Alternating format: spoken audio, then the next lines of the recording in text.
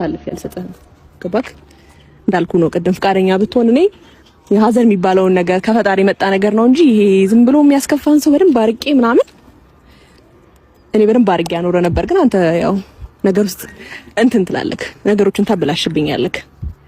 ገባክ?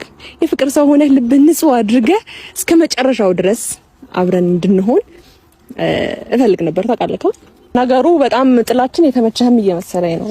አራ አይደለም ኤርሚ ጌታ እንደዛ አይደለም። አይ ኩርፌ ተመችቷል መሰለኝ። ችግር የለውም። ሲቲን ተሰላላው አውርዌ ነው እውነት። አዎ አልበላክም። አዎ ጌታን በል ጌታን ቁርስ ነው የበላሁት እኔ ኒራበኝ ቁርስ ልስራለህ። ኦኬ አሁን ምሳ ነው ያልበላው። ምሳ ልስራለህ። ምንድነው የፈለከው? ውጭ ወተን እንበላለን። ውጭ እንብላ። አዎ እሺ እኔ ጋብዝሃለሁ። ወይስ ወርቁን ስለተቀበልኩ አንተ ጋብዘኝ በቃ ምን ነው? ስለዚህ በቃ ይቅርታውን እንግዲህ ቤተሰቦች እናንተንም ረሳኋችሁ። ይቅርታ እሱን ሳይ ከተማረገ ማለት ነው። ይቅርታ በጣም አመሰግናለሁ። የኔ አባት ሰው ጋር ከስማኝ የኔ ፍቅር ናስቲ ነው ቆንጆ ወይ አልቻልኩም። የኔ ያዋ ናስቲ ማ ኦኬ ነው። እሺ ና እኔ ምስኪን እኔን ክፈት ይበለኝ የኔ አባት ጌታ 3 ደቂቃ ራሱ መቆየት አልቻልኩም። ኦኬ ነው። እሺ የምንም መደሰት የምንም እንትን ማለት የለም። እንደውም ስደውልልኝ ለካ ይወደኛል እያልኩ ነበር። የኔ ፍቅር ሰላም በላቸው።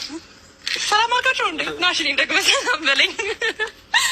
ኦኬ ነው። እሺ አልከፋኝም። እሺ ይቅርታ ልቀበል ነው ዛሬ የመጣሁት። በቃኝ እኔ ሁሉ ቴክስቶች ይበቃኛል።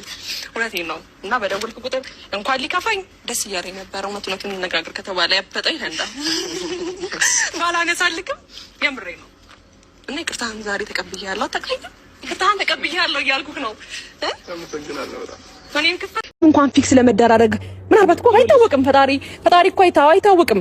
አሁን ላይ እኔ ዛሬን መኖር ነው ዛሬን በመኖር ነው ማምነው። በጣም ይቅርታ ነገ ምን እንደምንፈጠር አይታወቅም። ገባክ? የሆነ እንኳን ወይ በሽምግልና ወይ የሆነ ነገር ተሰብስበው እንኳን ወይም ደግሞ ሩታና አብርሃም ቁጭ ብለው የሚያወሩበትን ኦፖርቹኒቲ ነው አንተ ራስህ እያራክ ያለው። እሷን አርቀሃት አይደለም ይኸው ረጅም ጊዜ ራሱ ይሄንን ነገር ለማስተካከል ብዙ ሞክራለች። ሲቀጥል ደግሞ ይኸውልሽ ለሷ ከውጪ እድል ይሄ ፕሮሰስ በመምጣቱ ከተናደሽ ደግመሽ በጣም ተናደጂ። ምክንያቱም ሰላሟና ደስቷ የምትጠብቅበት ቦታ ነው የምትሄደው። ሲቀጥል ደግሞ ካሌብ ይሄ እድል የሚባል ነገር አይደለም፣ በገንዘብ የሚደረግ ነገር ነው። በደንብ አዳምጠኝ ሐሳቤን። አንቺ ስለ ገንዘቡ አይደለም እዚህ ጋር ማሰብ ያለብሽ። እሷ የእሷ ሰላም ይቀድማል። ይሄ በገንዘብ የምታደርጊው ነገር በገንዘብ የምትሰሪው ነገር አይደለም። እዚች ጋር ስለ ገንዘብ አይደለም እያወራሁ ያለሁት። ነገሮች ከታሰበ ብር ካለ መደረግ ይችላል። ይሄ ከውጭ ወደ ውጭ ሀገር መውጣት የሚባለው ነገር ማለት ነው። ትሰማኛለህ? እኔ አሁን እሷ ውጭ ሀገር መሄዷ ይሄ ኦፖርቹኒቲ ስለተስማማለት ፕሮሰሱ ስለሱ ጉዳይ አይደለም እያወራሁ ያለሁት። ነገ እንኳን ሩታና አብርሃም ቁጭ ብለው እንዳያወሩ አንተ ሩታን ከልጅ ዋጋ ነው እያራክ ያለው። ቢገባክ እኔ እያራኩኝ አይደለም። ሲቀጥል ደግሞ አብርሃም ያለው ፕሮሰሱን እየጨረስክ ያለው አንተ አይደለክ እንዴ? አዎ እኔ ነኝ። ነገሮች ሰው ሁሉ እያመቻቸ ያለው ለምን ነው? ለሩታ ሰላም ብቻ ነው። ይሄ ሰላም አብርሃም ስለማይፈልገው። ሲቀጥል ደግሞ ሰላም እኮ የምትረብሽው እሷ ናት እኮ። ነገሮች ሰላም ሲፈጠር እኮ በፍጹም 2 ቀን 3 ቀን መቆየት ማትችለው እኮ እሷ ናት። ነገሮችን እንደ ብልሃት እንደ ሴትነት እኮ እስቲ አሁን ነገሮችን እንደዚህ አይነት ነገር ስታደርግ ጀግና ከምትሉ ብልሃትነት ስትጠቀም እውነትም አሁን ልክ አብርሃምን ለመያዝ አብርሃምን ወደ ራሷ ለመመለስ የተጠቀመችውን ብልሃትነት ያሳየቻችሁ ያ ነገር ማለት ነው። አሁን ላይ እልህ ሆነ እንጂ የእውነት በዛ ብትቀጥል ኖሮ ብልሃትነት ነው ቢገባክ ማለት ነው። ስለዚህ ነገሮችን በብልሃትነት ማድረግ ሲገባት አሁን ላይ ካሌብ ነገሮችን እናስተካክላለን ወይ እንጠቅማለን ብለክ ነገሮችን ባትጎዳ ነገሮችን ባታስመስል ጥሩ ነው። ከዛ ባለፈ ካሌብ አስጨርሰኛ እንዴ ትሰማኛለህ? የልጁን ፍቅር አብርሃምም ቢሆን ሊሰማ አይችልም። ገባክ? ዞሮ ልጁን ነው ይዛው እየሄደችበት ያለችው። ሁለቱ የራሳቸው ጉዳይ መጨረስ ይችላሉ። እኛም እስቲ ወጣ እንበላቸውና እስቲ ሞክሩት። ገባህ? ጊዜ ያላቸው። እስቲ አንተ ራስህ ውጣ። እኔ እወጣለሁ። እግዚአብሔር እስቲ ውጣ።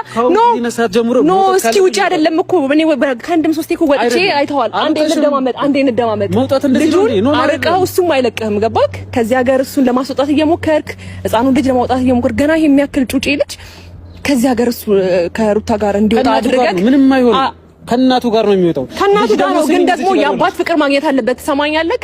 አንድ ልጅ የእናቱንም የአባቱንም ፍቅር ማግኘት አለበት። አልሞተም አይደል እንዴ አብርሃም? አባትነት ማለት ይኸውልሽ ለልጅ መኖር ነው በመጀመሪያ ደረጃ። አባትነት ታዲያ ለልጁ እንዳይኖር ልጁ እንዲኖር እንደዚህ ነው የምታደርገው? ፕሮሰስ እያደረግህ ልጁን እያረግ